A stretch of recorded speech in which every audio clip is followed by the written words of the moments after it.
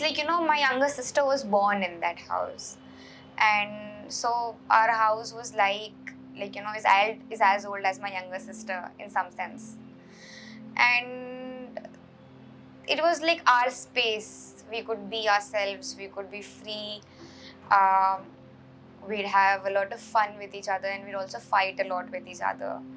And my mother was very fond of plants, so when they were demolishing, we saw the plants and the pots, they just crumbling down. And I think we had more than 500 pots in the house with plants in it. It would have been difficult for them to. I also imagine that the plants would be cursing them, so that also gives me relief. As Muslims, Muslims don't even have to do anything. Even if there was no protest in Allahabad, I'm quite sure my father would have been incriminated. Given the fact that he is someone who was acknowledging the rising intolerance in Allahabad city. I mean, there was a Dharma Sansad where genocidal calls were given. And this punishment or this